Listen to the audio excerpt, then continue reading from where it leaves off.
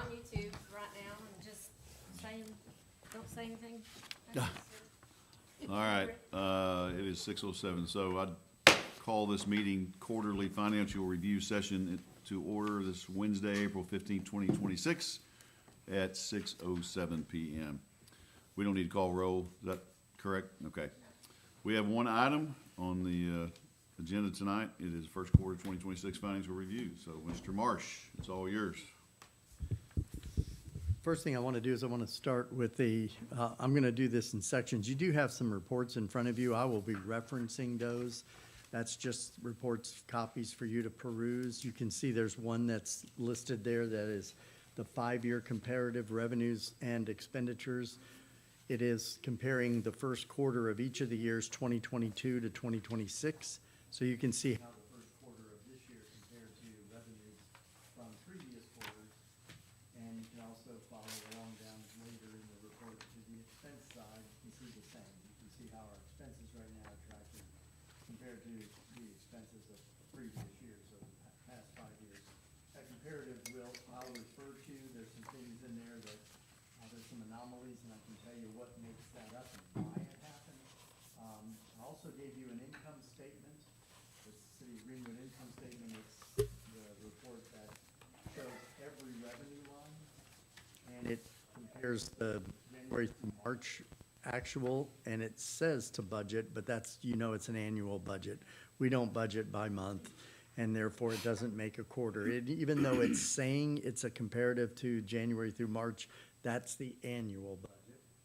And the way that you would read that is you would look to see from an expense perspective what 3/12 of if you're looking at what the normal average would be, saying that everything's consistently billed and coming in revenue-wise and expense-wise, you would think that you would get somewhere in the neighborhood of about 25%.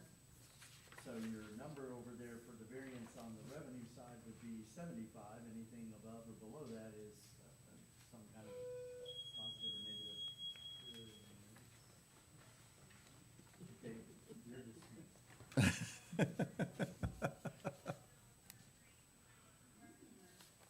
Retirement center. No, Retirement center. that's it. Well, And the expense percentages go the opposite direction of revenue, so you'll see if there's something that's way out of whack, you can question it to me, I can actually pull it up and look and see what it is up. Or I can give you what I already know about those expense lines. If you look at the revenue stream, for instance, you're gonna see on the comparative one, the 5-year comparative, the revenues are well higher. For instance, 4.4 versus now 4.2. If you look at the revenue line for grant revenues, you'll see that there was large grant revenue in the year 2025 in the first quarter, which is what's driving that, which we did not have so far now. So there's answers to it. If you just peruse what kicked that out and what made it higher, you'll be able to pretty much answer your own question on that. Also gave you a couple other reports, one being what we're gonna go after, which is your fund balance, beginning for each of the major 8 fund accounts we have, plus the virtuals, and the 3-month revenues, the 3-month expenditures, the 3-month surplus or deficit, and then I also gave you the ending balance of the fund, so you know where our fund balance is headed, and most of that's being driven by city sales and use tax, water, sewer because of their projects. There we go. Testing, there we go. And then in the columns, the far right, you'll see the surplus budget that they budgeted to have for the year and their ending fund balance. That's the budget. And I'll go over those individually. They are on the screen, so you will be seeing them. I just wanted you to have that and give you a little explanation. And then we're going to be also talking about the question that Ralph asked about. And it has to do with the scenic hill solar, and I'm going to give you a that you'll see in here, which you don't have a copy of, would be, is going on. Yeah, it is red. Last slide you do not have a copy of in front of you was, I did an analysis of engineering fees rolled forward from the last time I did it, from 2020, all the way up to 2026. So I'll show you where that's going, mostly as it relates to the street department, because of the projects that they have in the works and where they're headed with that. And the engineering fees that drove this was the one for the Liberty, Westwood, whatever that is. Liberty Drive. Liberty Drive.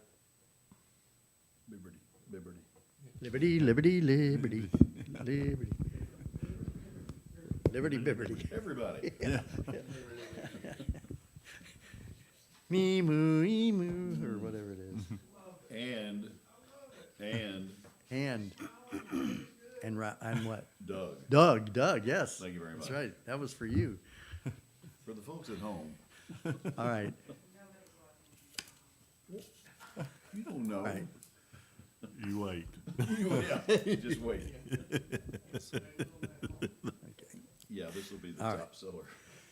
So this would be mostly for AC's benefit, because you did see this at the presentation that we made at the city council meeting. You were not here, so I'm gonna give you a quick update of where we are, city sales and use tax. This is a reminder to the rest of you, so when you start seeing the budget presentation, you'll be able to relate this to where we are on the sales tax side.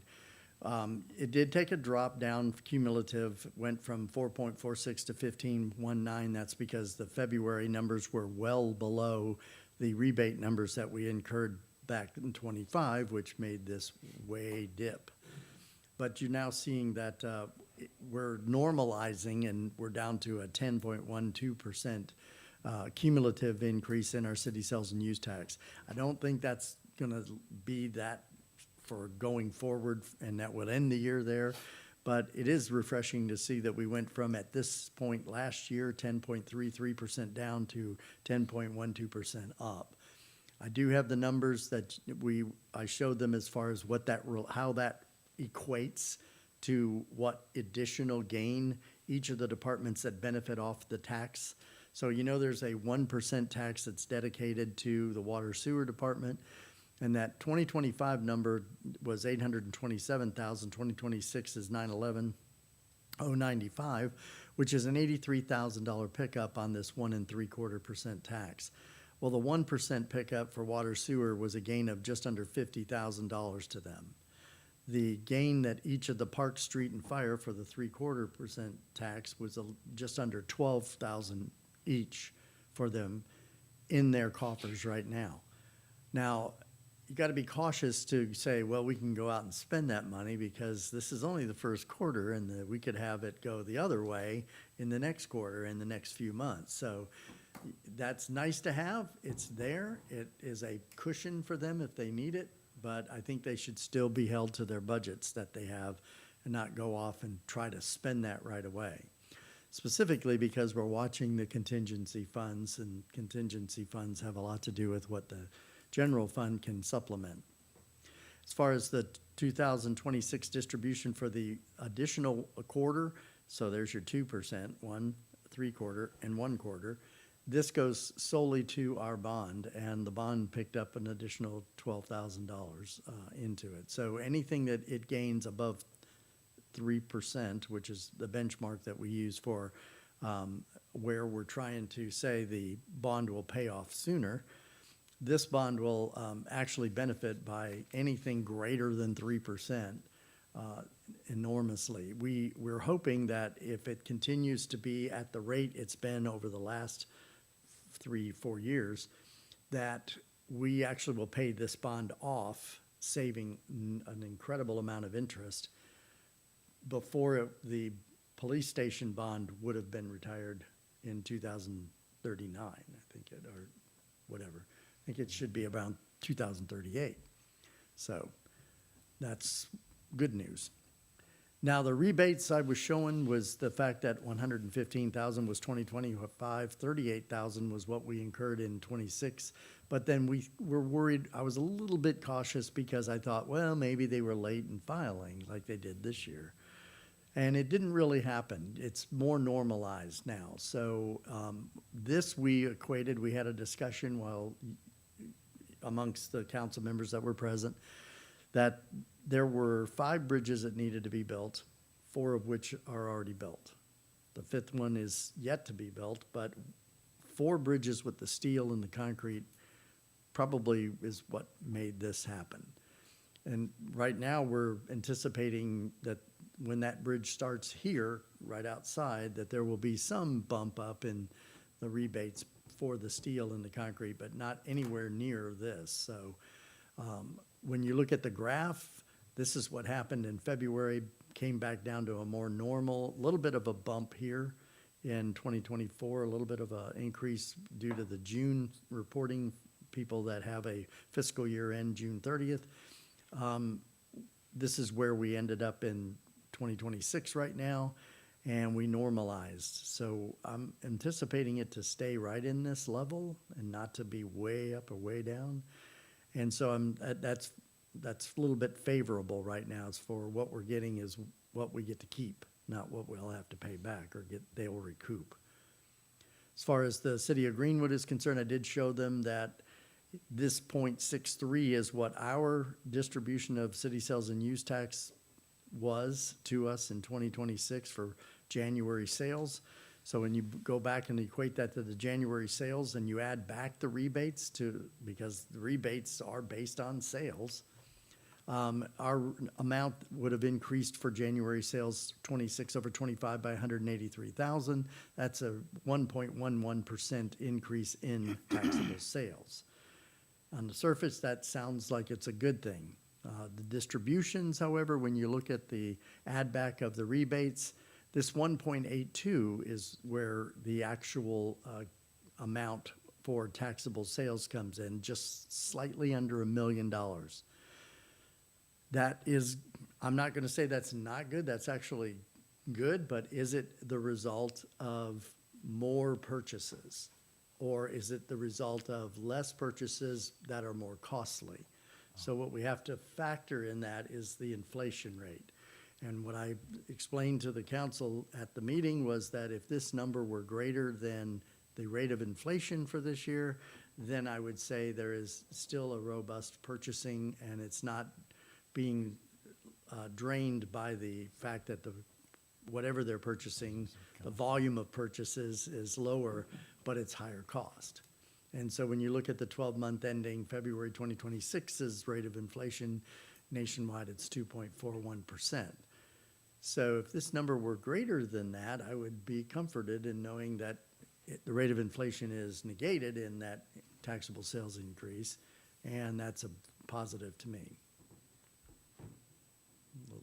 Right? County sales tax, very well.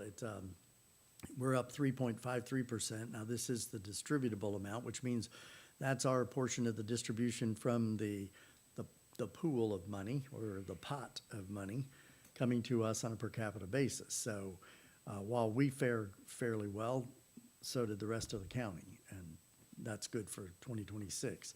And I wanted to show you how that relates to the departments that benefit from this. That's a $23,000 increase from 2025 over 2026. That is distributable. It's not part of this. It's an increase amount. So when you look at the percentage for each of the departments that benefit from that, the police department would have benefited in their operations by 11,007, 6.6 thousand to the fire, and you see the rest of the distributions to animal control, parks, and planning. So again, the caution would be maintain your current budget and don't spend that money because we're still early in the year and a lot can happen. Chief. Pardon? Who are you looking I at? said chief. Both or one? Yeah, both of them are here. They're both over there. No, not you guys. He was disparaging Surely you. not. Yes. Yes. So The advertising and promotion, which, by the way, it's been mentioned a couple of times, that's our earliest precursor of what's happening in the sales areas for the localized sales. And the advertising and promotion increased 6.23%. There's still a lot of catch-ups that have been happening in here to where now people are starting to be more timely in their remittances. So that 6.23% is good, but when you look at the average monthly A&P collections for the year 2026 right now, the average for the first 3 months is $17,644 per month, whereas the yearly averages for each of the years from 2018 up, last year it was 18.4 and it was 18.9, almost 19 in the year preceding that. So you had a steady increase up until 24, and then the last 2 years it seems to be dropping. And again, inflation has a lot to do with that. Are they going and buying at the same level, or is the amount of being remitted adversely impacted by inflation? And so what I wanted to show was that this is the year-over-year sales growth percentages. These are real up to 2025.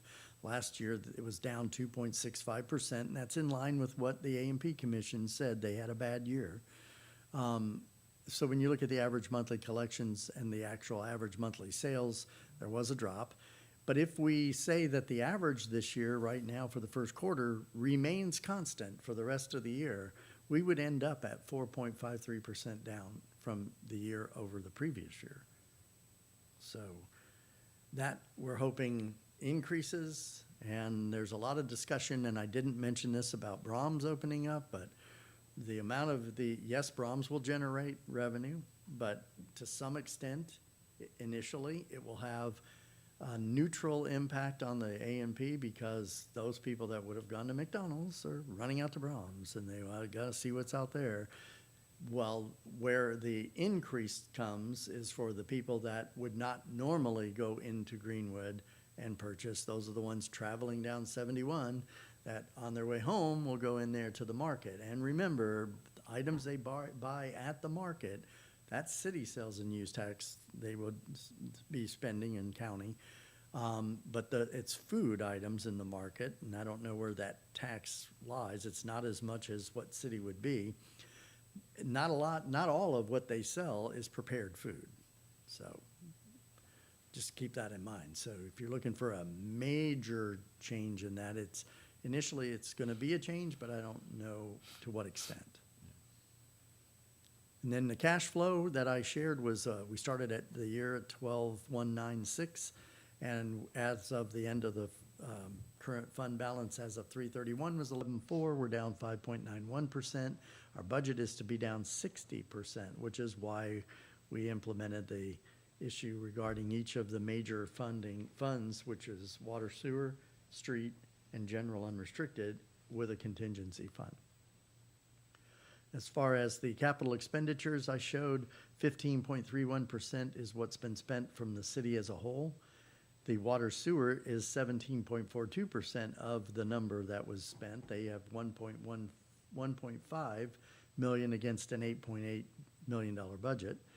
And the rest of the city is 2.4 of the 11, and they've spent 185. So there's 7.95, just under 8% for the city as a whole, 17% for water sewer, cumulative for the whole city with water sewer added is 15.31. And one of the things we do add in this calculation is the street resurface projects.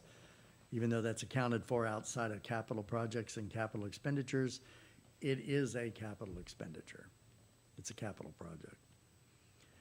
As far as the calculation for the contingency, I did share this with them too. You know, your contingency fund was set. This is the floor. You were asking about a floor in the contingency fund. That is your floor. That's the number you don't want to go below because the automatic triggers will come in to the point to bolster it back. And the ceiling is greater than 25%. That's where if it goes above that, now you have discretionary spend, but at your purview. The way it's calculated, and this is what I showed, I want to wait for him because he didn't see this. February 28th's number in the unrestricted fund was 850,000. There's your reserve balance that you set at 15.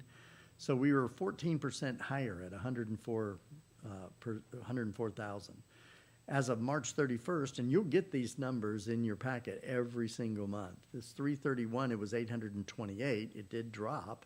So we only have now an unrestricted balance of 82. That's an 11% increase that we're sitting at. Still very favorable and well above where we need to worry. The worry comes in if this number, 746, is if the 828 drops to 671,000, that's your 10% reduction.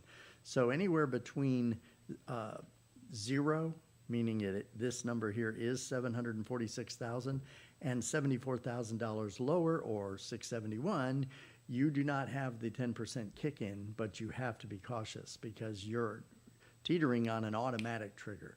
You can set a trigger if you want, but the ordinance requires that trigger event at this number. The second one of 25% is a reduction of your general fund reserve balance below this number by 186,000 or 559. You hit this number, the trigger at 25% kicks in automatic. And then 50% would be 3, and then 75 would be 559, or these numbers. So these are your trigger number points. The above 25% says that if the number goes up by 186,000 or 932, anything above 932, you have discretion to consider projects for this current budget year to be spent on, not for future projects down the line. It has to be in this current budget that you pushed off or you're not going to do. You can use the money greater than the 25% to do that. So the number would have to be a well above. Let's say if the number went to 1.1 million, the difference between 1.1 million, meaning this number here, would be greater than the 932. Your discretionary spend would be the difference between 1.1 million and 932. That's the number you'd have to decide how you want to use it. And you can say, we're not. We're going to leave it in there. Let it ride. That's fine. And then next year you'll consider it in your budget when you set the contingency fund percentage then. So does that give a better explanation as to how this works? Yeah, Okay, great. appreciate that. Thank you. And you did ask me about that slide, didn't you? And I didn't send it to you yet. Could you go back? Yeah, I want to get a shot of that real Okay. quick. All right. Good, thank you. Which one? What, you said go back to this slide? I just wanted all those trigger points and I Yes. got it. Got them? Yeah, Cool. thank you. All right. Welcome back. I just gave an update on what you missed at the city council meeting. I think the only one that's really important is the contingency thing that we were talking about, that there was a little bit of a banter on about what a floor should be and what the ceiling should be. Should it be 5%? Doesn't drop below 5? I'm going to show this to you right here on that screen. You do have a copy in your packet from last city council meeting. You set the contingency fund from the budgeted general operating fund at 746,000 or 15%. So I showed that February's number was up 104,000. That's a 14% increase, so you're not anywhere in danger of being below this number, at or below. And you did establish trigger points at 10, 25, 50, and 75. So in the balance of 331, the unrestricted fund at that point was 828,000. That is 11% above as of the first quarter end. So you're $82,000 ahead. Had this number, 828, dropped to 671, that's your 10% reduction number. That would automatically trigger the contingency reaction for that balance dropping to that level. So anything between 671 and 746 doesn't trigger it, but you have to be cautious on where we are. And the reason that there's this buffer is because this didn't say at the end of a quarter, it said that balance cannot drop below that contingency number to the point where a trigger is automatically calculated. Well, you know, during the month, this number will drop below, be due to a payroll being processed or something. There will be a period of time that that number is lower, but it won't end that way for the month. So that's why that buffer's there. If this number hits at the end of any month below 671, trigger 1 kicks in. The 25% trigger if the number drops below down to between 671 and 559. It hits 559, you're at 25% trigger. 50% is if the number drops to 373, if it drops to 186, and here are the actual reductions that you're taking out of the fund. That's what that's here for. It's the illustration. That's what 10% is of that contingency.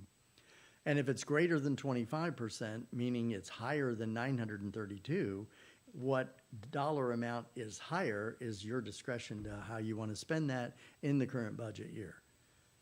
Not for future budget years, unless you roll it over and reapportion it next year, in your next year's budget. I will tell you that what you should consider the floor is the current 15%. This is your floor. You do not want to go below that number. The ceiling would be this 25%. Anything above the ceiling is discretionary for you in the current budget year. That's how the ordinance is written, with one exception, and that is the 15. We're doing 2 months. I think the way the ordinance was now been revised by the codification committee and by the city attorney and group that looks at those is that we're not doing the 15%. We're saying it has to equate to 2 months of the current operating budget. Current operating budgets for those 2 months, as you know, for this year was 15.8. So you were right in that ballpark, so we didn't adjust this. Hey, Tom, just looking at the rate of change there between those 2 months, I mean, it does appear that at some point this year, that at least the 10% trigger may be coming into effect. So, is that fair to say? Depends on how the revenues come in. I can tell you what would make that happen is if there is a disruption in or a dramatic decrease in the revenue stream, or it could be for the operating department, not city sales and use tax. That has nothing to do with this. Which you could say, well, if Parks Department has to, on that grant, they have to fund up front and get reimbursed their portion from the grant. Then there's a cash flow issue, and that may cause this, but it won't, because those funds don't come out of Parks O&M. And this contingency is only the O&Ms. It's their operating departments. So in essence, the 14 to 11 doesn't represent a trend of any kind. It's just every month has expenditures that vary, and Right. some expenditures occur 1 month. So we don't have an even expenditure each month. So it's not a trend, it's just some expenses came in and some expenses won't come in the next month, and it might be higher. And Correct. Well, I think if the fuel prices still stay up there, you know, it could have an Correct. impact on us. Excellent. yeah, that's a good You're point. absolutely right. Because those weren't anticipated or budgeted, and now they're almost. How about the hiring of new positions? Unless they kept it budgeted neutral, a new position would impact that, but they are looking to keep that budget neutral by the reduction, if you're referring to what just happened, which I think you are. Yeah, Yeah, that was discussed, and that new position's not planned to be hired until June-ish. And then the other new position was budgeted, which is the planning, the code enforcement. So, but this is a budget neutral for 26. I can't say what's gonna happen in 27, and that's all up to you. But I know where you were, right? That's where you were going? Yeah, salaries, supplies, anything that is used in the operating of the department will impact that. So what I wanted to show you here in that report, which you have a copy of, it is the colored one. You have so if you can't see it on there, you can see it on the screen. The bold numbers are legitimate bank accounts. They are actual funds. The green represents virtual funds. And I just wanted to share with you what our accounts are doing. The GFs are the general unrestricted funds. This is what makes up the general unrestricted amounts. So there is no fund balance for that here. It's all done in the general. But I wanted to break these out by what departments contribute to that. So there's been Animal Services had a 3-month revenue, for instance, the way you'd read this, 24,000, and they expended 21. They have picked up 2,704. They're budgeted at the end of the year to end with a surplus of 7,004. So you can look at, they're making progress. I would be weary or leery of, and sort of challenge some of the negatives that have happened in the first quarter, because what would influence that would be an expense occurred, which was budgeted earlier than when the revenue stream would catch up.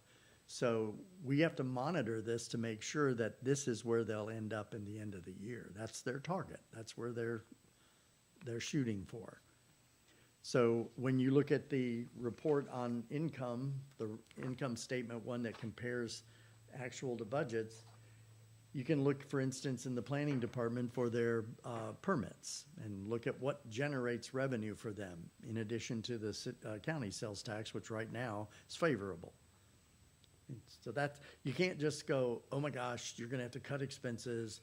There's reasons why right now it could be showing a negative based on the timing, as Steve pointed out, of an expense of being occurred that was well ahead of the revenue stream that would be coming behind it.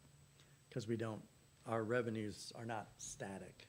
They are highly volatile month to month. I just wanted to give you this in the first, because you'll see this every budget, it's not really a budget review. This is a financial overview, a financial review of where we are operating wise in the first quarter. As we go to the second quarter, these numbers will become a little more significant because time's running out now. You're halfway point. So you should be seeing changes in these numbers here. So this is the column you look at, and where is our fund balance sitting right now? So you can see that the DTF control fund had some expenditures, but the DTF control fund will generate revenues that will come in. So they have money, as you see in the DTF control fund, to spend. Ooh, that shouldn't be red, that should be black. They started the year at 20,000. That's not there to save and hoard. It's there for them to use, and they use it. Usually it says zero budget because whatever we budget them to bring in, we budget them to spend. If they don't, it adds to their coffers. If they do, it could have a negative impact based on what they anticipate that reduction to be. But it's there to use. The reason that you see a big LOPI decrease is because LOPI started the year at 63,000. Their ending balance right now is 73, but their surplus that they're looking for is really a deficit of 34,000. And if you remember, you granted me the authority to take and reduce the percentage that we're pulling from LOPI's actual fund in the virtuals, because they're sitting, that 63,000 isn't doing fire or police any favors to their operating expense. So we're bringing it down to about 30, just under 30,000, and that's where we anticipate it'll reside. So this negative amount was what we added back to the general unrestricted. That's what happened there. As far as the sewer operations and the water operations is concerned, you see the very healthy sewer operating fund balance of $1,031,000. I can remember when that was $150,000, and we were funding it with city sales and use tax because their rates were woefully underfunded, and now their new rates are kicked in. So we've had 3-month revenue of $827,000, 3-month expense of $572,000. There's an actual surplus of $250,000. They're up to $1.2 million right now. They're budgeted a surplus of $500,000, so they're doing fairly decent in their operating side. The ending balance fund is 1.6 budgeted, so they're sitting pretty. They're sitting right where they need to be. Water, O&M, distribution, office, and plant, The water O and M generated 2.6 million so far. The operating accounts at 2,088,000. This takes out the impact of the city sales and use tax capital is out of this, so it's merely, they're sitting at 1.2 million in their fund balance right now. And they're budgeted to be at 633. So what's in this number, though, is contingency. The replacement reserve for their assets are factored in this rate increase, and the debt service is in both of those. So when you look at the water sewer combined, they are surplus of almost a little over $750,000 right now for the first quarter. They're sitting at 2.5 million. That is not capital. They could use that money for capital if they needed to, but let me show you where the caution is. It's in this real account here called City Sales and Use Tax Water Sewer. That's the capital. This is where we're watching very closely, because you're looking at this balance of 3.4 to start the year. We started the year before at 6 million. They've already depleted half of that, and now they're down 1.6 in the first quarter. Now there is a little over 1 million, probably 1.5 million, coming from the relocation of the utilities for the traffic. Really, that money has not come in yet, but when it comes in, that'll add to this coffer. So their ending balance right now, as of March 31st, in the city sales and use tax side is 1.8 million. Now, they're budgeted to have a deficit of 3 million, which means they're gonna spend the 3 million plus another 3 million to end with a deficit of 6 million. So now you know why we're looking at, if they do, and they're on the way to do that, we're gonna need some financing. And whether we do it through a long-term bond for betterments and improvements at this point, or whether there's some thought about using it just as an operating loan from a local lender. So I had a bond company come out and we talk about financing, and I have their report. I just got it I got it Monday. And the amount that if we go right now with the quotes we got back from banks, lending institutions, and thought that was it. Yeah, that's it. I wanted to get to some of the numbers here.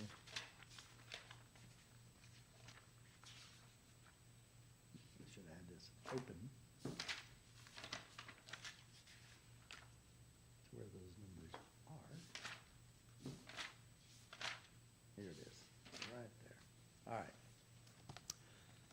So when you do the comparative, they went through the RWFA, which is the Rural Water Association. They went through public offerings, which is just a normal, typical bond. And it's collateralized by the water systems revenue, or the sale of waters and sewer services, which does not require a vote. You don't have to put this out for a public vote. So the collateralization is in their rates, basically, and the rates budgeted public debt. We budgeted for this in the rate, that there would be some debt service fees. So the amendment 78, which is a 5-year operating loan we did a $3.5 million loan to cover what we anticipate would be, based on their budget, a shortfall, so they don't have to try to fund it through other means. The debt service would be somewhere in the neighborhood for 5 years of about $750,000 per year, that we would have to make sure that cash flow wise, we could pay back that loan. That's the amount through the payback and the principal and interest. So we budgeted or calculated in the rate increase it's either $884,000 or $844,000 for the debt service. So that is well under where we anticipated the debt service to be.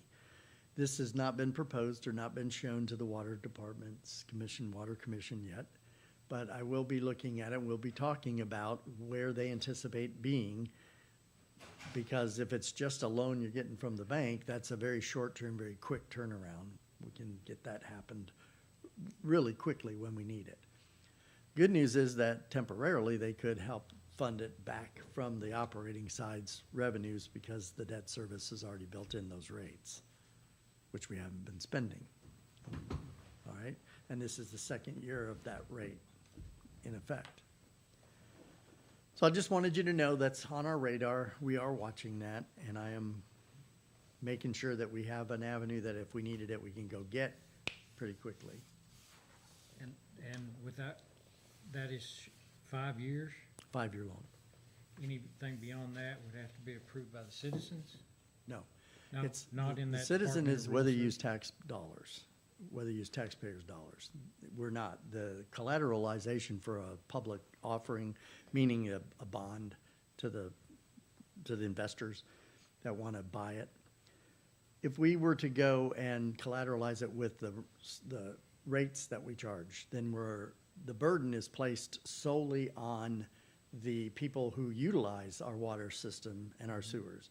It has nothing to do with the sales tax, which is anybody that comes into the city and buys something pays for that service. So it is heavily burdened on the customers of the water sewer department, but it's collateralized and it is already in the rate. So it's not going to be an extra burden to them. They're already paying it. So we foresee that coming down the road. It all depends on which way the commission wants to go. Do they want to look long-term and do something that would allow them to do growth opportunities down the line? I do understand we talked about this, that if you were going to fund through a betterment and improvement bond, but refurbish current existing infrastructure with that, you don't get a return on that, especially as quickly as you would if it's growth oriented and you bring in new businesses, then you get some return on that cost. So I could see both sides of the coin. But the lack of betterment and improvement might make you Fort Smith at some point. Yeah, we'll just let that, yes. I Which is feel your okay pain. with all of us. We don't live there. You live I there. do. I feel your pain. All right, I understand where you're coming from. So that's the water side. I wanted to at least give you side, not slide. Well, he brought up Fort Smith. All right, so as far as the street department is concerned, I wanted to bring that up now. We did make the split between the street O&M, the sidewalk department, the street turnback funds, and the city sales and use tax street. Now, while they have 4 accounts with money on our accounting system split, there really is only 1 street account. So all the money is in the bank at beginning of the year, $2.6 million. Right now, they have taken and deficited that down in the first quarter by 22,000, and so it's 2.64 instead of 2.66. So it looks pretty good, but you got to look at where the money is and where the money is being amassed versus being spent. Street O&M is solely that. It's the operating side of their department. And their operating side, which normally was up around $2 million, has been split out amongst the turnback funds so we can easily account for the usage and the spend and the appropriate spend so we don't have to try to go figure it out. We've already done that work. And so these are being used solely for the restrictions placed on it by the turnback fund law. As far as city sales and use tax street, it's the taxing document. Money is being spent according to the taxing document. We can very quickly and easily show you exactly how it's spent. It was a wise decision to do that. And the last is the sidewalk department, which is the most minor of the costs in there. As far as the street is concerned, though, they had a significant deficit of $174,000 on the street O&M side. Some of the things that are still in there that we talked about at, I think, the last 4th quarters and the budget review was things like whether you want to supply a cabinet of medical supplies through Cintas. That's, there's little things, low-hanging fruit that could be gone after. It might come down to that. They're looking to bring this is their budgeted reduction of $495,000, so they're not bad compared to where you've approved their budget to be. But this ending balance is significantly low for an O and M. So, just something to look at. Turn back. Yeah, everything looks pretty healthy from the operations side, from the capital side. The general unrestricted, which is where your contingency comes in, that 828,000, which you just saw as your March 31st fund balance. You had revenues of $1.4 million and expenses of $1.2 million. You're down 156,000, but then again, we can go in and look at exactly what expenses made that up. I can tell you right away what one of those expenses are or is, and that is the amount that we pay for the computer and IT stuff. Those renewals come in and they hit right away, and that doesn't allow for the catch-up. So a lot of that is in those types of things. The fees that we pay to AML, the fees that we pay for our software, CenterPoint, the customer service fees, the fees to Red Wing, those all come in and they hit right away in the first 2 or 3 months. Workers' comp, yes, also hits. So there's a lot of big expenses in the first quarter that will ferret out as the revenue stream comes in. They're a one-time hit. Okay? So that's something you'll see every quarter, unless you want to tweak it and see something different. You know, you're talking about your words, low-hanging fruit. Are they managing that? Are they are they working on that? I mean, do we still have a Centos agreement for a very expensive, first aid cabinet and all these other low-hanging fruit problems? Are they managing that? I can't answer that. I can tell you that we are still processing bills for that, yes. Now, what I'm saying is, directors are responsible to be directors. I have this speech all the time. We can't catch everything. We do a darn good job between the three of us, three being Shannon and myself and Charla. We catch things that we just saw come in, for instance, that I think I didn't even share it with you. I wasn't here that a check got cut because there was a submission for instance, a signal light box that got hit by lightning and it fried, and so they had to spend $6,000 to have it repaired and replaced. So the first thing that when Charlotte saw it, she puts a note on it, and it was on my desk when I got back today. It said, shouldn't this be something that could be claimed against insurance? And the answer is yes. We insure our signal lights. And being struck by lightning, if there's bona fide and verifiably done, we have had claims. So the question is, did they think about doing that? Right, you're managing by a second line of defense. I mean, the Correct. first line of defense would be the department head reviewing all this stuff, catching it and saying, this is possibly insurance reimbursed. Right. You wouldn't have known it right away at all. You had to read down in the attachment to the bill, the explanation of what the work was, to finally see, oh, it was because of the lightning strike. Well, I do appreciate your I mean, but diligence, it's not and your all- I don't diligence. always sign checks either, and then, so it's hard because we find a lot of this stuff when we're signing checks. It's just the way it is. So a lot of that is we need to have a sit down, kind of go over the expectations that we have for them when they're reviewing. We need to tell them a little bit more about how to utilize our systems. We got a little bit of a training issue with them to say, look, stop using us as your first line of defense. You're the first line of defense. And what our expectations are when it's turned into us, when we look at it. Sure, there's mistakes that'll be made, there's oversights. And I'm not just picking on street. This happens in all Right. departments. So this was just one that happened while I was gone, and it was on my desk. And the question was, is this? And the answer is yes, absolutely. It'd be no different than if your car got hit or you ran off the road or something. You turned it into insurance. That's just something you'd think to do. because you're paying a lot for insurance, you might as well use it. Right. Now, there's a downside to that. Rates go up. Yeah, if you continually use the insurance.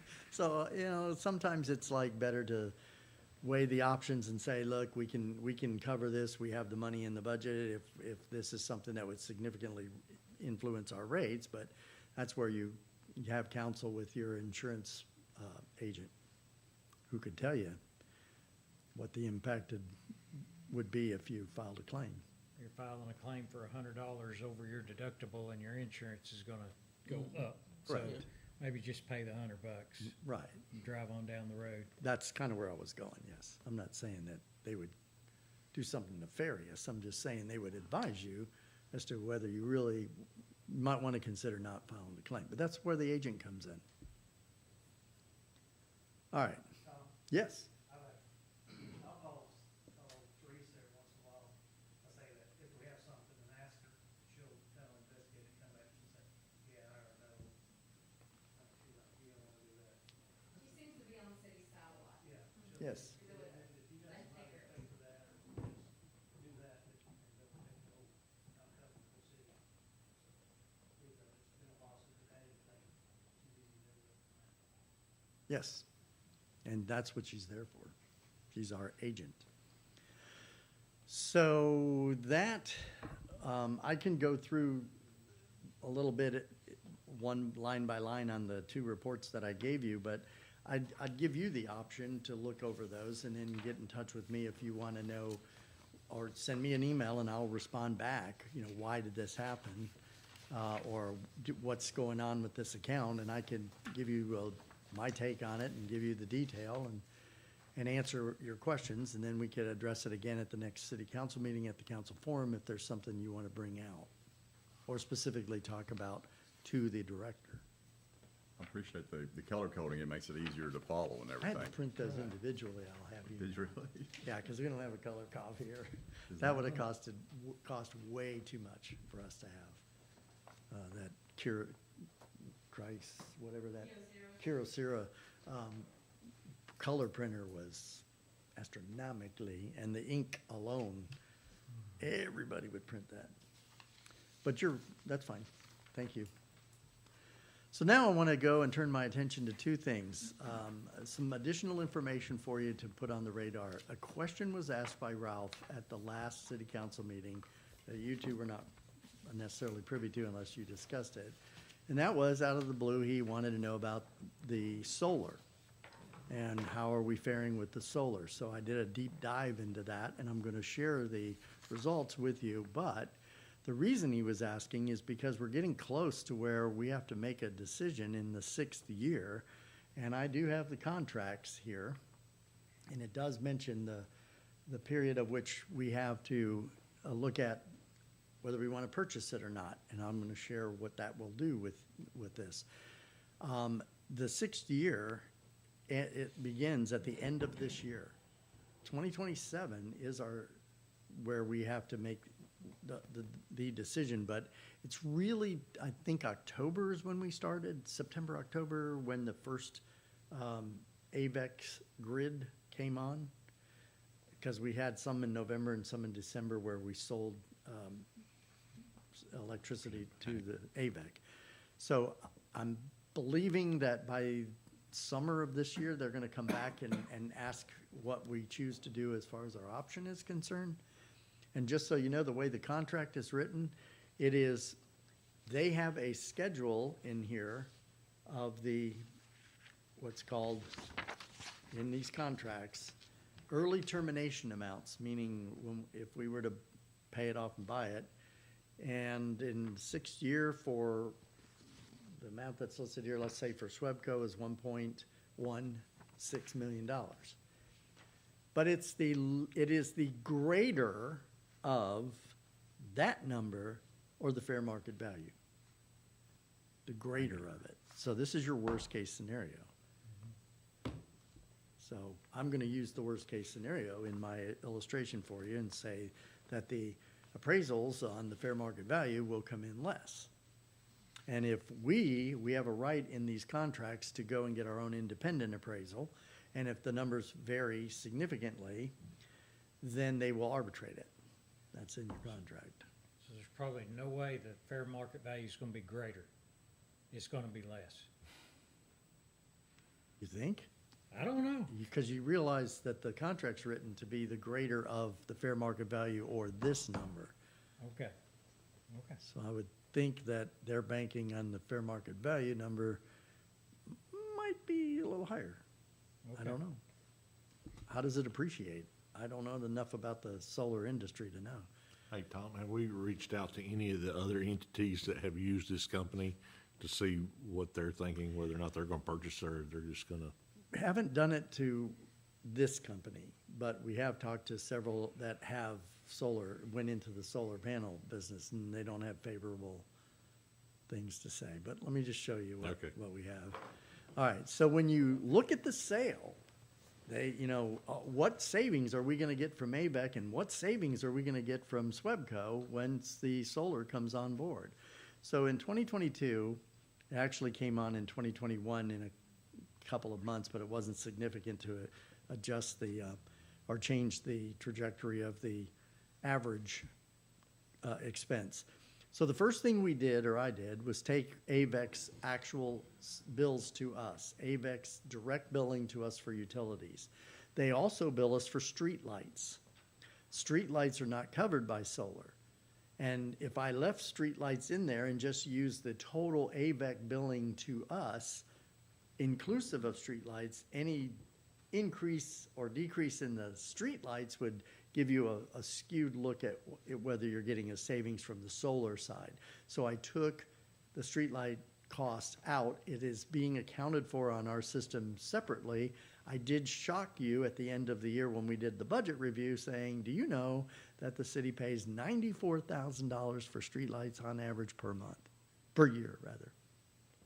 $94,000. Significant. So you might want to push to see if they would consider going LED. Some cities are actually trying to get them to do that, because that would give you some savings. Okay, as far as this is concerned, the first 4 years, 18 to 21, our average billing that we had per year was $130,000.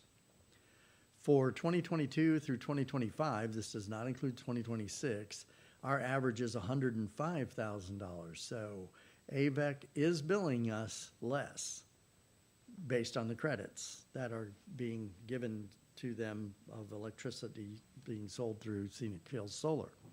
That's a 19.4% reduction. But one of the kickers is in this number, it's probably more than that if you didn't have to pay, and AVEC is billing us $41,205 over this period of time for a meter. For a Yes, meter. a meter, $896 roughly on average per month we pay for a meter, for AVEC to meter what's going to them from Scenic Hills Solar. That's a cost that they bill us for. Well, it's in there because it is a cost that we get because we're on solar. So that I needed to reflect that in here. And the same thing for SWEPCO. SWEPCO bills us a meter. So on the SWEPCO side, we had an average billing of $115,000, and the average billing after solar is $119,000. So we're up 3.04%. And you do have the meter cost in here of $8,114. Why is SWEPCO so much lower than Arkansas Valley's, As far as, the meter cost? I don't know. Their meter cost is about $300 a month. That's a lot different. Yeah, I will tell you though, this alarmed me more because we saw this trend happen. We saw it not getting us what AVEX was. So we contacted Scenic Hills Solar because we didn't believe that they had negotiated a net metering contract with them correctly. They assured us, they went and looked, and they assured us that SWEPCO is net metering, but we're not seeing the actual reduction like we should be. And in essence, either it astronomically increased based on rate increases and the net credits are not offsetting it enough. We don't know. So the mayor had a conversation with their representative, and they're coming Thursday. Next, this, I think it's this Thursday. tomorrow, yeah. They're coming tomorrow. Isn't it? We're gonna have a talk. Ed, you're having a talk with Swep- Swepco. Swepco. Swepco. Okay. Yeah, because we should be seeing something along the lines of about 6 to 8% right here, negative. It looks like it's almost better just put both arrays on Arkansas Valley Electric and just pay the SWEPCO bill straight.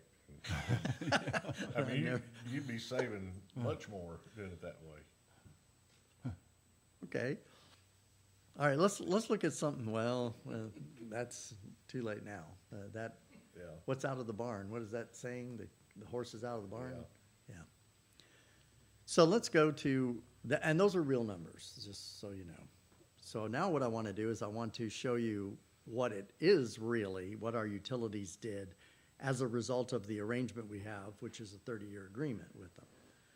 So the solar charge, see, we didn't factor that in. I just factored in the 904,000 plus the 41 and showed you that AVEX side is a reduction. But what did our city utility costs do? Well, every kilowatt hour that's being generated by Scenic Hills Solar costs us $269,000 over that 4-year period. That's what we had to pay Scenic Hills, because they incurred all of the capital costs in order to build that, and that's their way of recouping it. So they're selling us at a lower rate than what AVEX sells us kilowatt hour cost for. But it still factors into what do we pay when you factor solar bill plus AVEC, and you don't just look at AVEC. So our utility bills, because solar's in them, went from what you saw earlier to 1.2 million, and that's an average of 172,000 for these 4 years per year versus 130,000 previous. Now realize this does not factor in kilowatt hour rate increases, and I'm going to say that would have maybe a 3% overtime minimal impact. But if you just look at what numbers you have right now, this 130,000, if it were kept consistent without any increase over 8 years, you'd have spent $1,047,000 or somewhere under that. So instead of saving 10, which is what you saw, 19 rather, for, our costs are up 13.81%. Thank you, solar.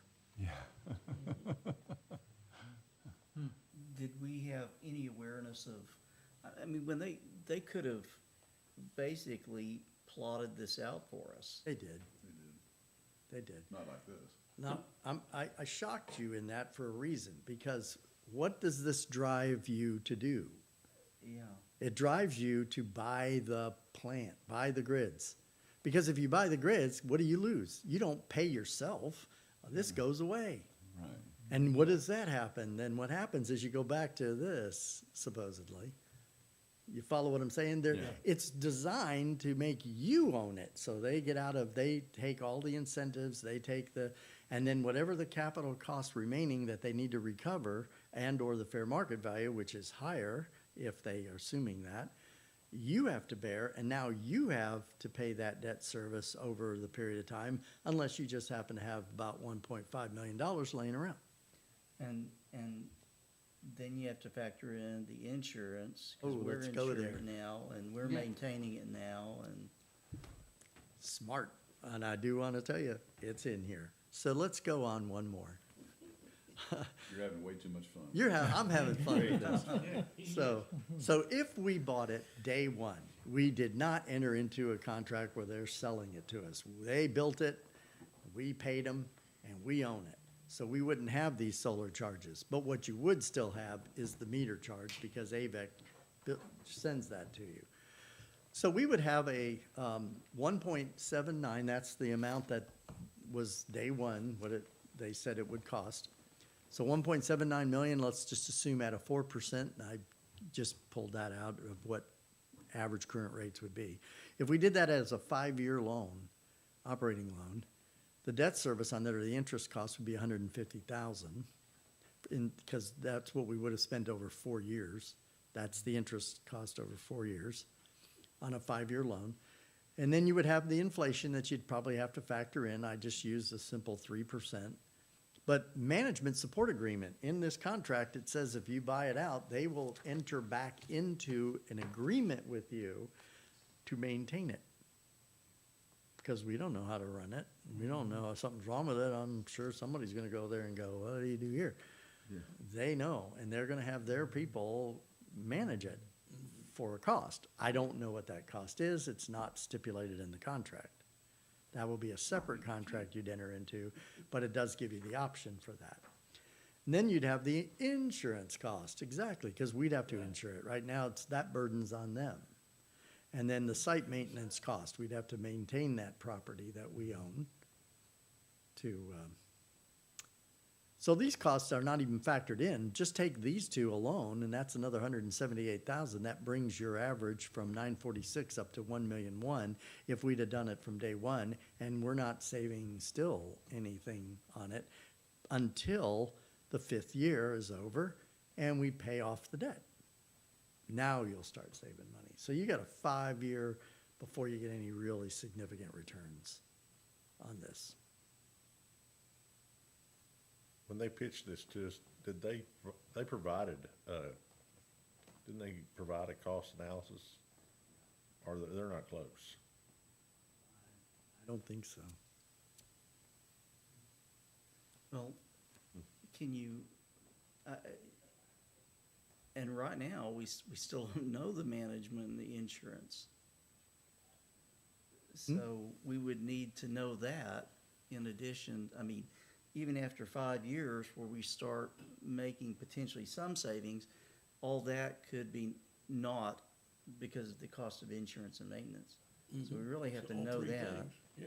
After 5 years, the 150 divided by 4 times 5, which may be slightly under 200,000, that goes away, so you wouldn't have that, but you would have all those other costs in there. So at what point do you start seeing the positive numbers come in?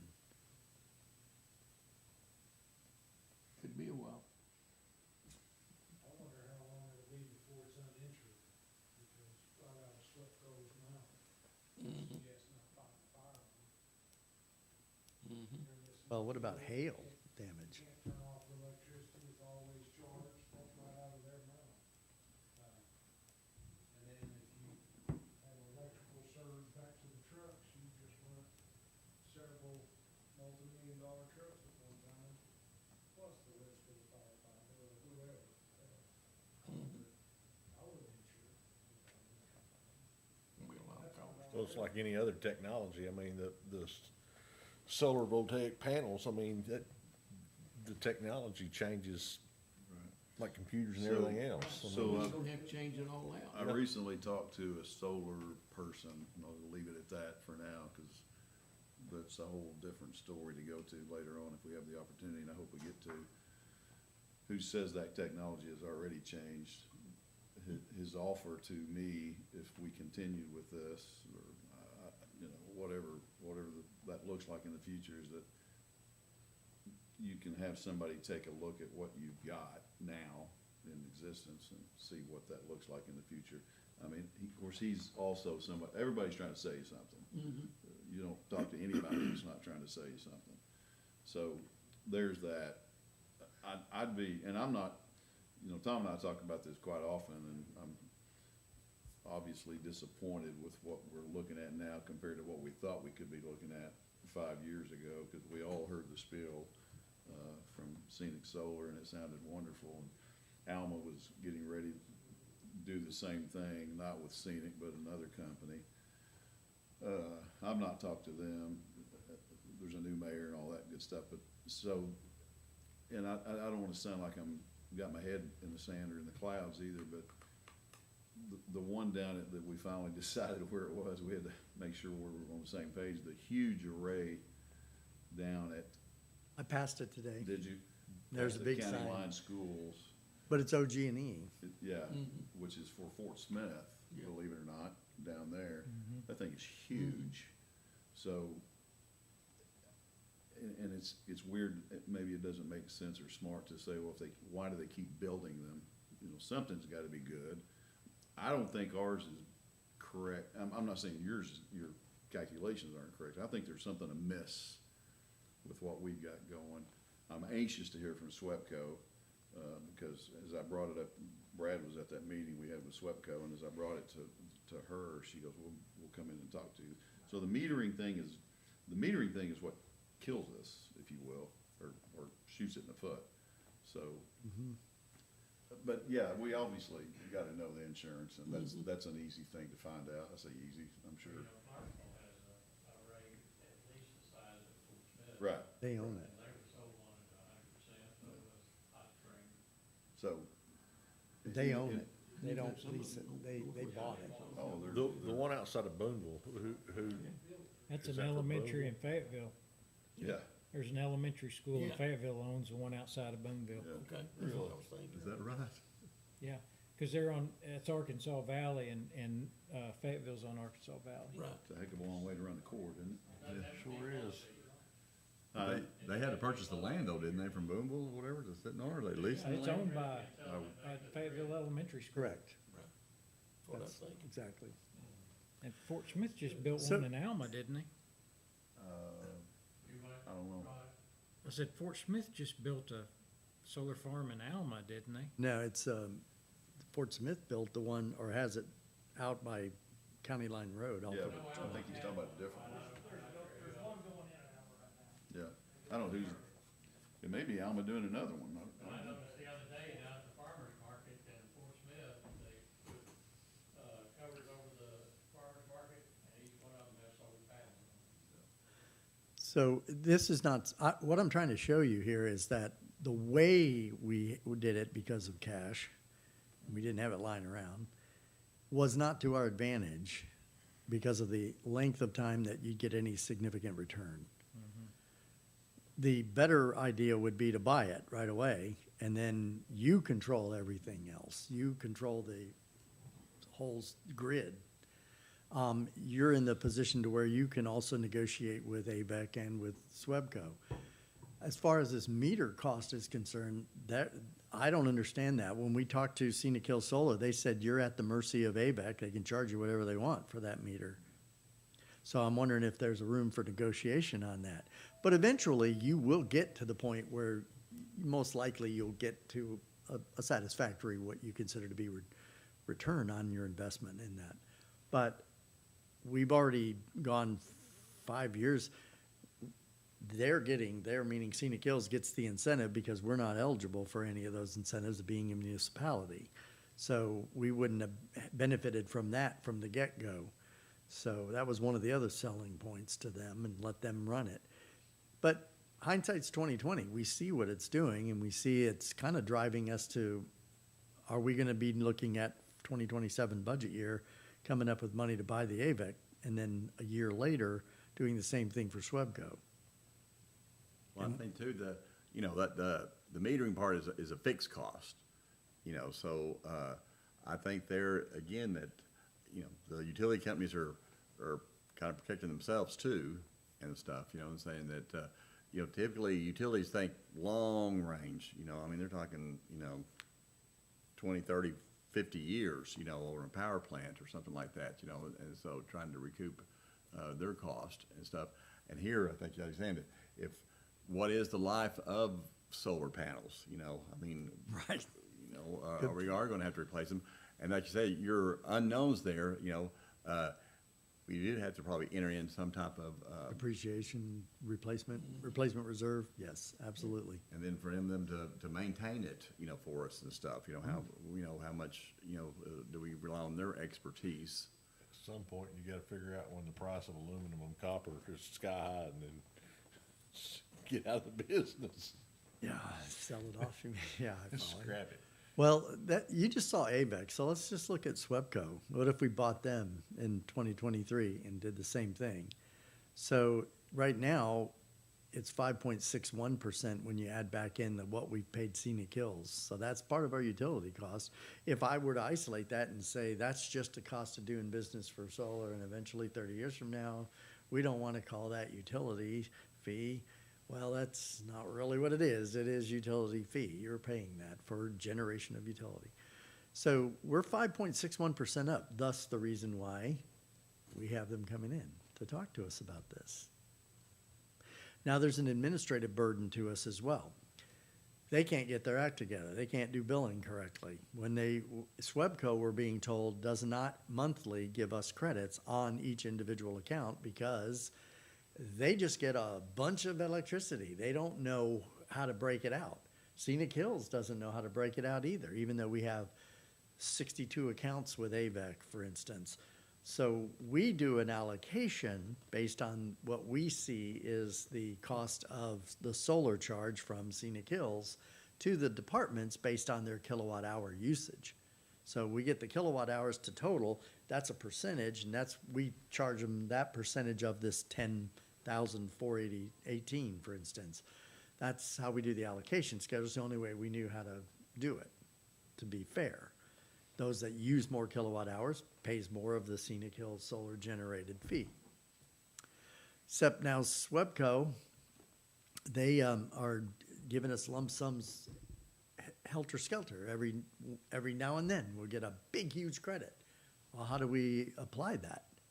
So what they do is they pick one account and they throw it all on there and we have a big credit and you have to pay a bill. And we pay these bills online. So is that fair to the water department who is not getting any of the credits? So now we're in discussions with them about their billing. And that'll be something else we'll be talking to them about. AVEC's the same way to a lesser extent, but we have some billing challenges. So we have to look and see what's fair and how should be disseminated to all the departments. So not only is the electric bill based on the way they apply the credits an issue to us, but the allocation method to the Scenic Hills is also a method. Because right now we just got bills from AVEC that no usage, no kilowatt hour usage, but we had a bill, X dollar amount, and it wasn't the minimum fee either, because we knew the pavilion had their lights on. So why does the bills show no kilowatt hours? Why can't they? I don't have any problem with my home bill ever doing that. Why are they screwing up our accounts? So these are, I have an opinion, but I'm not going to render it. They're coming in tomorrow. SWEPCO is. So let's just look at taking the solar out of SWEPCO and buying the plant. That's $1.84 million. Explain to me how SWEPCO, which is a third of the size of AVEC's initial purchase, is so much higher. Not only that, on the contract, they gave an exhibit, last exhibit for each, that says estimated electricity production. The production from Scenic Hills for each of the years, and then they also did it for AVEC. So in year 5, they said 1.1 million kilowatt hours generated. And they're saying SWEPCO in year 5 was 1.15. SWEPCO's a third of the size. And it's a third of the size. I don't understand that.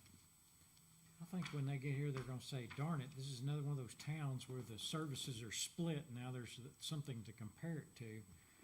Whereas, So if you take that out, add in the meters, you're looking at the averages changing, and so you're at instead of a savings, which you should be at if you didn't pay the Scenic Hills side, you're still at a 1.14% instead of a 5.61% overage. And then you add in 3 years of the debt service for the 23 through 5 period, and the inflation discounting the fact that there's additional cost, including replacement reserve, that's not factored in here. 1 million is 14.3%. It doesn't look like a good deal. Yeah. I'm like, oh, what you talking about, Willis? Well, I think there were a couple of good points made. One is if we can't insure it, but I mean, that's a valid question to bring up. And the other one was the life expectancy of the panels. Well, those I questions. promise you, somebody will insure it. It'll be a cost. Yes, It'll be and insured. the deal is, we don't have to worry about that if we don't buy it. Right, yeah. it's- That's a Yeah. consideration you have to say. Because if that panel that whole farm catches on fire, it's on them. And they have a contract to go fix it and put it back. Yeah, Or the neighbor with the Red Ryder BB gun. Right? Exactly. yeah. Target practice. All right, so Good news is they're out of sight of them there's your solar. for now. Yeah, this is, And the target dates are this year and next year. Yeah, knock on wood.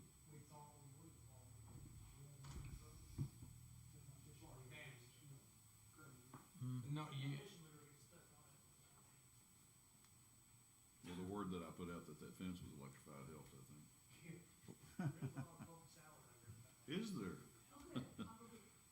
You'd be surprised the number of Don't get too tall. research projects across the nation that they're looking at how those affect different species, especially amphibians. Oh, I'm sure, yeah. Especially in what?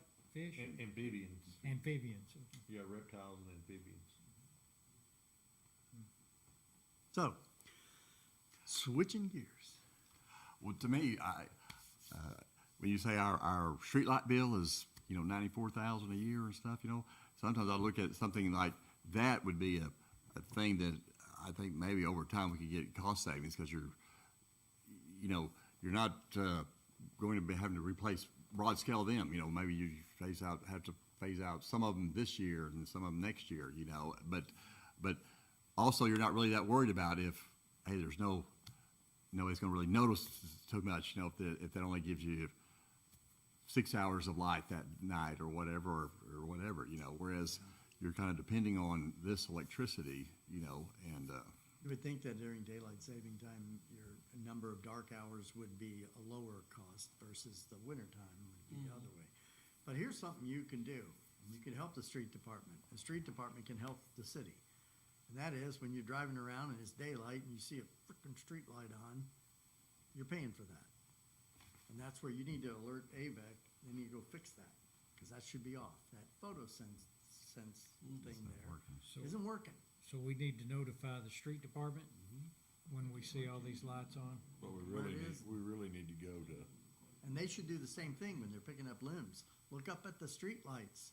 And if they're on and it's Well, you- broad daylight, not a solar eclipse, So going on. they make the rounds of every street in town on limb pickup. That should be on their list. it was interesting that SWEPCO for commercial and residential customers that were offering an incentive plan to go, from your old fluorescents to the new, more efficient, LEDs, it says, but never saw a thing like that for the street lighting. Yeah. My they don't Flipco care about has, us. because they've replaced some up by my house, they went to LED, Right, but and some homeowners too. I'm referring to no matter which one it is, Right. they come on automatically, and if they Right. stay on, there's a problem. You'd be quick to tell them, hey, street light's out.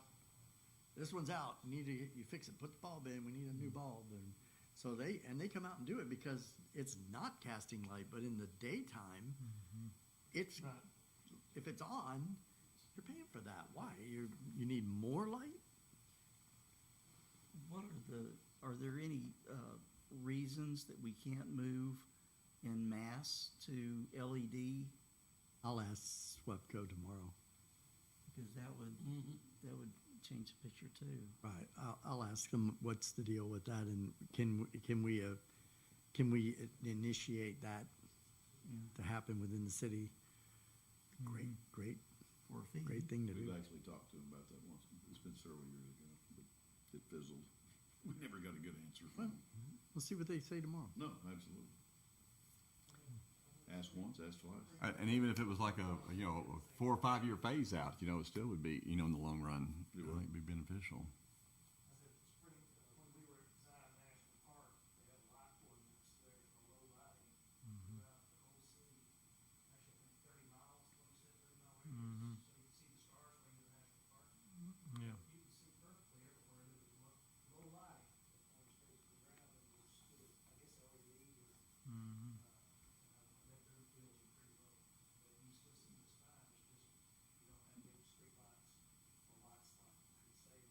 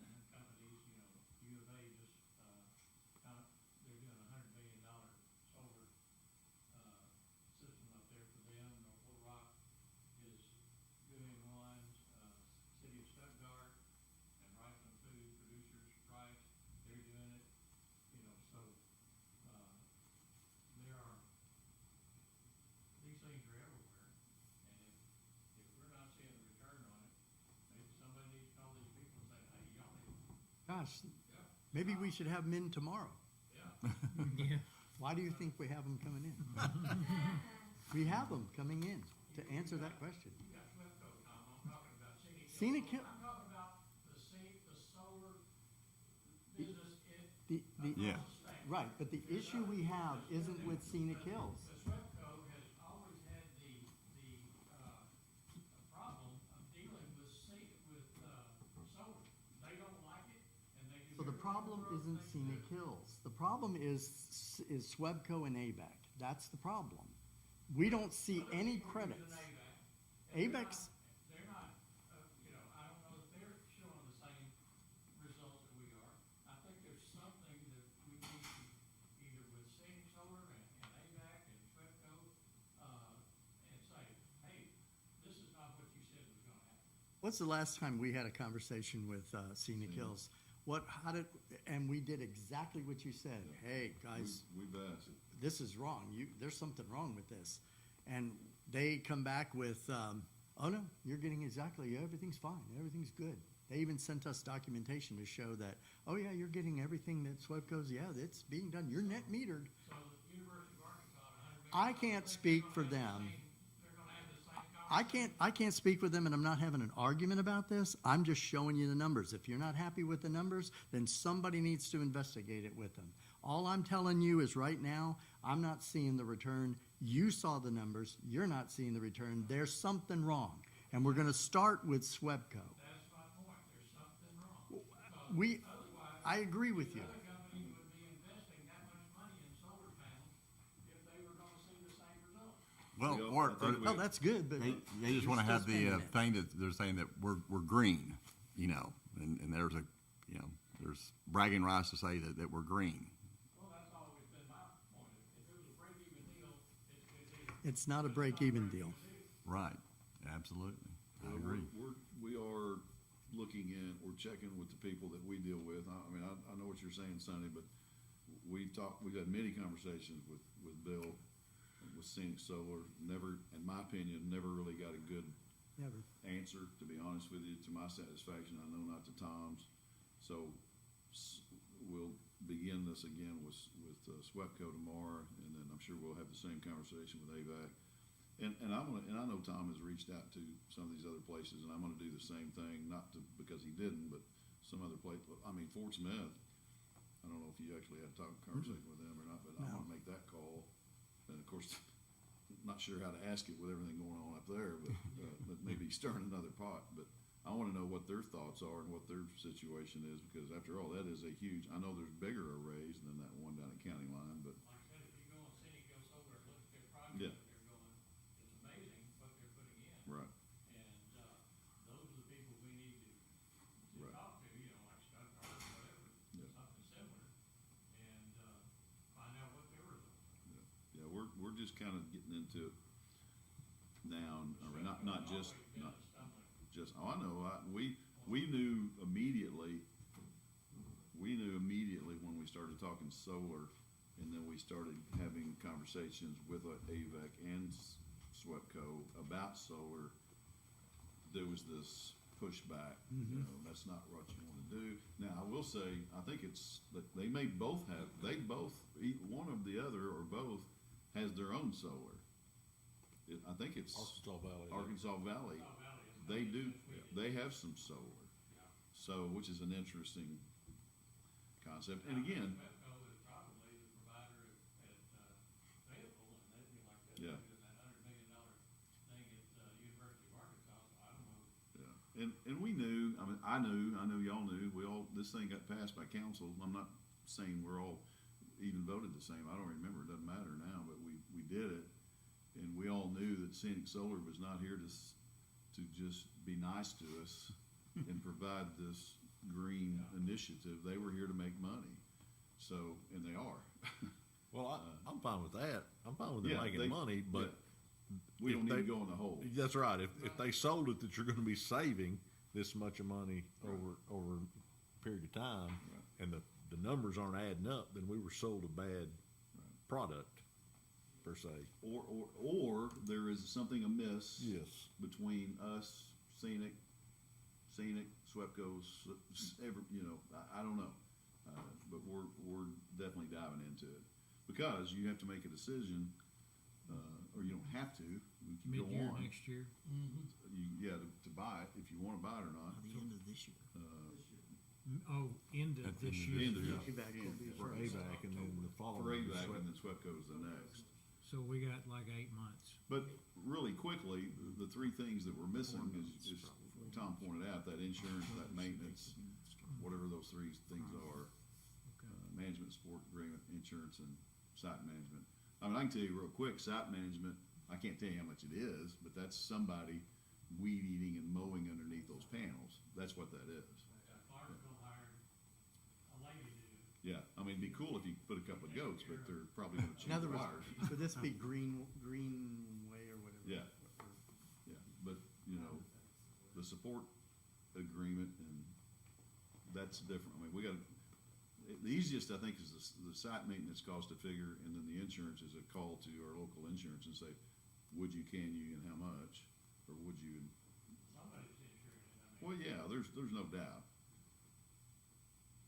So, it's a kind of a hard pill to swallow, but But to me, Tom, that has those not even factored in there, and it still is, not dollaring out to me. right, and that's, Start recovering after the debt services are gone. you take that 150 off, You'll be, and those three, just for fun, just for negativity, those three could be the 150, right? I mean, I would hope not, but anyway. what's next? But to me also, there's that money there that you're spending for debt service that, could the city use that for other things, that are, Well, sure. and Yeah, then you we don't gotta have to look worry about maintenance cost and You gotta and look at it all. upkeep or storms or anything like that. But I think the key is that we find out what we're supposed to be getting. Then you're here. Huh? Then you're here, because that debt service will only come into play if we bought it. Yeah, if we bought it, right. We gotta For drill 5 in, years. figure out what we're not getting and why we're not getting and what we're supposed to be Yeah. getting. And then make an educated decision. Maybe there's a problem on their end, as what accurately is being captured by them is. I mean, to me, what would sell me on it is that if they're saying, oh, we're seeing roughly almost 20% savings every year, you say, well, gosh, then it would kind of pay for itself in 5 years. Yes. Roughly. Right. So anyway, that's the good, bad, and the ugly. Sorry about that. Thank you, Tom. Well, I'm glad we looked at it. I'm glad that Ralph brought it up and you did all the hard work calculating and stuff, because it's an eye opener to me. All right, so let's go to the last thing I wanted to show. We'll have another heated debate. And there's more. And there's more. The last thing I wanted to show you, we did this analysis, or I did this analysis on engineering costs from 2016 to 2020. And now I've rolled it for 4/1 of 2016 to June 30th of 2026. It should be 5. No, yes, 5. But, because I'm in the current year. This is the total street department's engineering fees by all of the, I should have had one other screen in here and I don't. Okay, so this is the engineering firms that have been used since 2016 to end of last year, or currently on our books through now. We've spent in engineering fees $1.5 million for street department projects that they've had and engineering work that they have done for drainage studies and so forth. That percentage of street engineering fees to the total cities, because this is the total city's engineering fees for these companies for the same period of time, is $4 million. They're 37.29% of the city's engineering fees. If you were to go back and look at what I did in 2020, which is the last time we brought this up, or I showed it to you, they were about 24%, 25% of the cost, and the majority of it was in water sewer, which is kind of where you would expect it to be, because there's a lot more engineering in their work than a drainage study or a road. But that's the cost. So when you go down, whoops, I don't want to do that. I wanted just to move this down. When you go down to the street department's capital projects, you say, well, what is that as a percentage of what we've spent in capital projects? Street, resurfacing, sidewalk projects, capital improvement projects, street drainage costs. So here's the total cost of the projects, 4.7 million. That's the total. However, in this, when you go look at the actual capital projects, some of the engineering fees that are up here, because this is by vendor, what we paid them, this is the extraction of the engineering fees that went into the project number. So I pulled them out to get to just the project number, taking out what was added into capital projects and capital expenditure line items that were engineering fees that should have been in professional fees or segregated. So this is the total. This is exactly what we paid all those vendors. This is the amount of money that were in these projects that are in this number. So I pulled it out and I said the total projects that we've done from 2016 to now is $4,357,000. The amount that we have in engineering fees is $1,506,000, which is this, and that's right at 34.5% of our projects. That's high. Well, it's very high. And I mean, to me, that Olson's really stands out. I mean, It looks like whoever did the sidewalks pulls it down and Olson pulls it back up. So these three right here, the ones that were in here before I did this new one, the last ones that came in were the last year and a half to 2 years. Crafton-Tall was new, Olson's new, and Mickle Griffin, Mickle Wagner Coleman. That's the same company split up, but so these are the three newest ones, and you can see what costs have gone, and Olson is huge player. So, consider this. You take, we used to be all Hawkins and Weir. Correct. It was all Hawkins and Weir. And there was issues. So I suggested to all department heads, all of them heard this, let's think outside the box, let's go shop around, and let's find the best deal you can. And I don't know that this is a fact, but I would assume that top number up there under Hawkins and Weir, if you didn't have Olson or whoever else, Mickle, Wagner, and Coleman, you may see the same thing. You may see your end result may be the same. It's just under a different name. Now I don't have anything to back that up with, but I do know that the spreading of it around, and I'm not saying Olson's cheap because they're not, obviously, but and the cost of engineering is up. You guys know this. And we can't do anything without engineering. I'm not saying this is good. This is a good place to be. But we're doing our best to shop around and make sure that we try to get the best deal we can on these. I would, Tom, ask you to do the same chart on water, sewer, fire. I get all of them at some point, so we can look at that and see. Because I'm not trying to defend the street as much as. Have that. Huh? I do have that. I just Okay. they're not out of whack. They're in about the 20% range. So I did, just for kicks, Yeah. when we first did this, whenever they were budgeting projects, when they first came here, probably about 4 years ago, they were saying that when you do a project, you estimate the engineering fees to be around 10%. Well, we know that's gone up. So then it jumped to 15%. That's what they're usually budgeting for these engineering on the projects, because that's a static thing. However, I just used a number of 25%. Let's just say it's gone up to 25% as your good benchmark for a project. So any project that's well over that, you would probably want to go look at why did the engineering fees go up so high? And as long as you have an explanation for it, I'm cool with it. But then again, we know when you do that project again, the engineering costs are going to be outside of what's normal and customary. So when you look at that number, that 4.3 million, and you look at 25%, it's $1.8 million. $1,089,000. $1,089,000. So that's still 15% above what a 25% would be in engineering costs. And I don't know if it would make a big difference, but if you look at this in terms of the number of projects, because there's certain fixed costs that are gonna go into a smaller project and a big project. And you might end up with a higher percentage on, if a department does a lot of smaller projects, you might end up with more engineering costs. Well, then you can look at the other way too. There's probably a lot of projects in here that didn't require engineering at all. Yeah, that's true. And that would skew it the other way. Yeah. I can tell you that the sidewalk projects, which is always street, and working with RDOT, we love RDOT, state that officially, but that goes back and forth.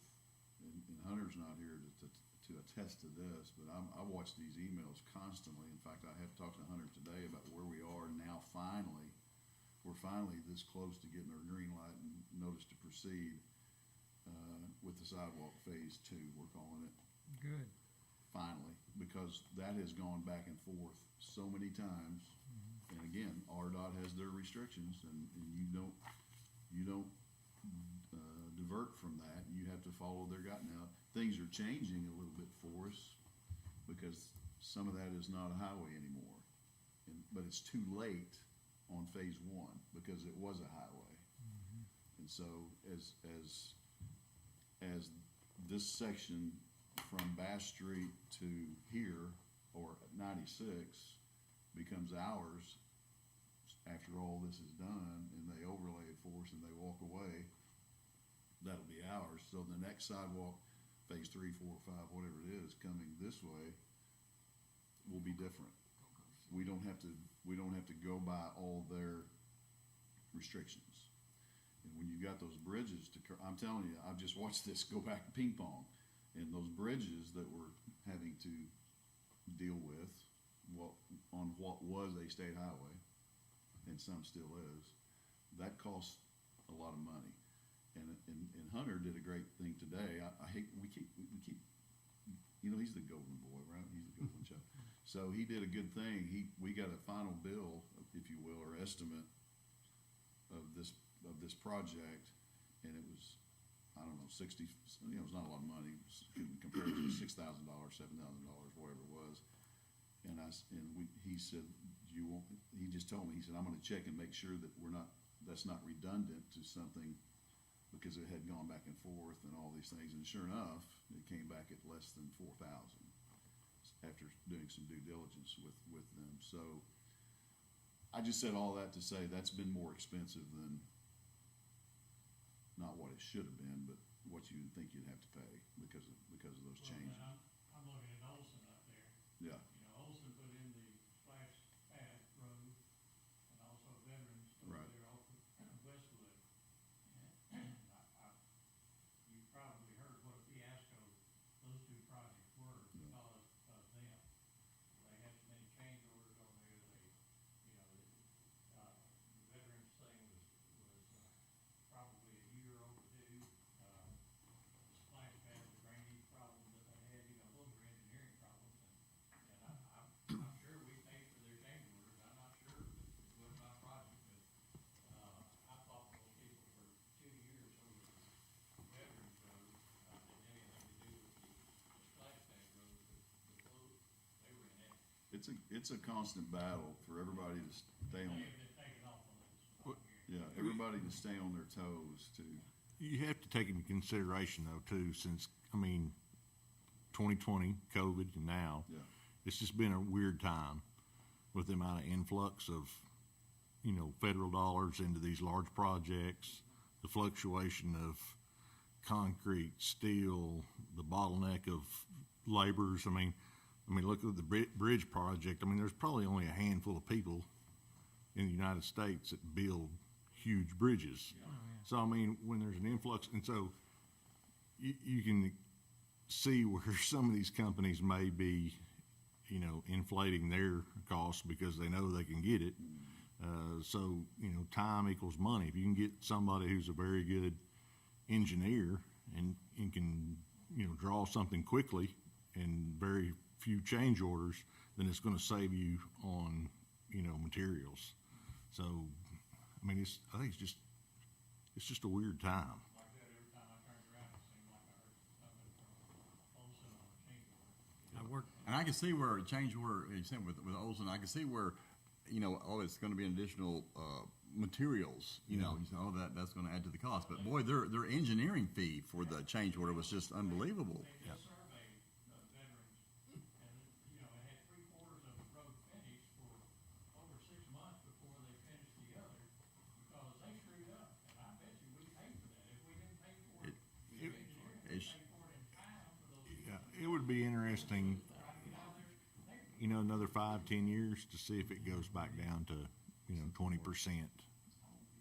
I'm working for the contractor that did up to the splash pad, and he told me it's pretty well known now in the area that if you see the one you mentioned, he said 30%. Everybody's like, we're all adding 30%. Now that's kind of antitrust stuff, but it's antitrust stuff because of one engineering company, but they all have an agreement, that's 30%. You do it, I'll do it. Yep. I'll share with you the statistic on Veterans Way. We did the analysis on that. They were 42% engineering fees. Wow. And now you got contractors saying if we see their name, we're adding 30%. Because they have to end up dealing with all the ineptness. Well, it's been discussed through all the departments. Olson is off the list. They will not do anything else but agree. I know we used to talk about just, architectural, fees were just gonna run, around, 6%, you said, no matter if it was, and you always hated that where if it's like, oh, it's over 100,000, well, you're always gonna actually have, 6%, architectural fees, but, now the engineering fees have just surpassed, MASG is, small potatoes in some ways compared to. Nothing compared to the rest. But it is back, to what Ralph said, it's just a weird time and, it's just, there's a extreme demand. Yeah, I mean, you wonder if 5, 10 years from now, if it'll all just kind of, I think settle it'll- back out. I know in residential, it's starting to come out, cause up until this point, everybody was busy. Even the clowns were busy. And, now you're starting to see the clowns are starting up for work. So I mean, it may, and we've discussed this before, I mean, you look at those numbers, I mean, if you had a good, I mean, and I realize, I mean, there's a lot of different disciplines here, but, I mean, if you had a good, engineer on staff, Yeah. they could handle a bunch of this if we would have been able to save money. Always that. I mean, if you find one, yes, I think it would be. yeah, I mean, I'm moving one to Waco, Texas here in a few weeks, and it's just incredible when, would he work for like 75,000? no. A month. And I mean, this is somebody that didn't know anything. I guarantee you. There may be a couple on that list, yeah, right there, I yeah. mean, I have to go up there and change flat tires and put on lug nuts and, all this other stuff and what he's offered, I'm like, you're kidding me? And you're buying your own U-Haul. I'll help you, but, Yeah, you're buying lunch. yeah, and lunch. He can afford to have somebody change his mind now. Yeah, yeah, Should we work for you for a while? yeah. Well, I mean, is there a way that, when you have to negotiate contracts nowadays to say, oh, there's a certain extent to what change orders we have? Because I know you always dread the change order because you think, 'Cause that's oh, even the lowest bidder, oh, is that really the lowest bid, or is he going to come back with change orders? And you think, oh, well, Well, we and could have gone with the. Have an over-under. And by being in the group, you always look for stuff that's written very quickly, very ambiguous, with a very short bid time. And I'll go in there and throw a cut rate price because I'm gonna make it up on change orders because this doesn't match, the specs doesn't match the plan, and all this is gonna come out in the wash, and it's because everybody was hurrying. And that is the cha-ching moment. You make all your money off the change orders and when you're dealing with people that are not diligent in what they're doing. You know, the engineering's off, architect's off, the specifications don't match the drawings, specifications were cut and pasted, and you're like, that ain't even match the job. Just go in there and just bid something just to get the job. You'll make it up on change orders. So, Right now, with MHG, with the construction manager over here, they gave us a fee, so this is gonna be it. yeah. So I have a certain, that it's matching every time what they said they were gonna be each month. And until we get that back, because they divided it out, design phase and this phase. So I have to see any type of increases that it was an agreed upon at the beginning of the project. Even though What's- we have to do a couple little change things here or there, I'm not getting tacked on by the MSG on that. That's a good thing. What's your project cost and what's your percentage of engineering? So the project cost 52%. is 160 something, and I think it's 80,000. And that's good. That's 5%. Yeah. Is it engineering or architect? It's architect, but that also includes, you got your lighting, they're having some of this stuff out, to other engineers or firms, when they do plans, for the sprinkler system, different engineers, so. I don't know, I just seen it, I haven't seen them hit me with anything that's any different than what they already told me, they told me. Mm-hmm. Sally Port. Can we talk about a Sally Port? I already brought that up. I was telling them, just do like me, skip the ordinance and don't get it. Yeah. Don't get it, engineer. Don't get an engineer. Well, and I don't suggest it. who doesn't know we're between a rock and a hard place, pardon the pun, when it comes to having to have engineering? I mean, we I just, You gotta have it. But also, Yeah. someone that lives here knows they're gonna be accountable to everybody here that calls and says, what the heck? Compared to the hammering us with the big number. well, they're in Fayetteville. So, Wrap it up, right? yes, sir. What I wanted to let you know is that I will do this for each department, so you'll see that. And I'll do that at one of either the council meeting or the next review. The two items that I thought were of interest was the solar and this. Solar's timely, obviously, because we have a contract that is giving us an option to buy, purchase option.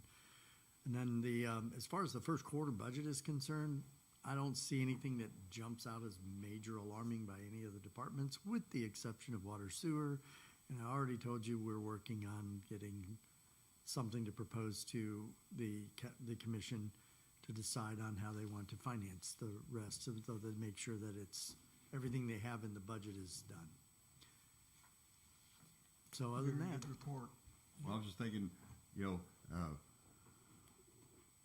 as we have a right to refusal, the lowest bid. I'm thinking, well, we need to always observe when a person comes in, if they're connected with Olson, to say, well, that may not really be the lowest bid. Lowest There's going to be responsible bid. plenty of change orders tacked onto that, and we got to just refuse that bid.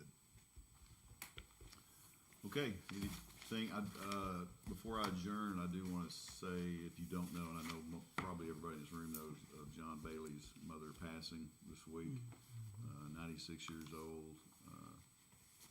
I sent a message to John, condolences, and obviously his dad for sure was an icon of Greenwood, and I think his mom was too. The fact that she lived to be 96 years old was incredible, but you remember that family and John and Joan and all of them in your prayers. I don't have any information on funeral or anything like that yet. So anyway, and one more. Nope. These guys dealt with whoever, several of you, if not half of you in this room, dealt with a horrible, horrible tragedy this week in our town again, and so you guys check on each other. And So I appreciate what you do. It's, I will say thank you to the council, the mayor, and Ms. Charlotte for voting last council meeting on, municipal league, trauma, oh, the tap, trauma tap, tap, trauma assistance program. We're gonna utilize it already. Yeah. Contacted them and they made it simple. It was awesome. Good. So hopefully those guys will utilize it. But thank you all for passing that. Yep. Appreciate it. Thank you for taking care of our, Chief Hogg sent out a Citizen. really good email about that program to everybody, you know. Yep. It was really nice, professional, and informative. cool. And Tom, thank you for the review. It was- Yes, you Yeah, did a good job. As hard as it was. yeah. And you'll let us know what Swedco says at the next council.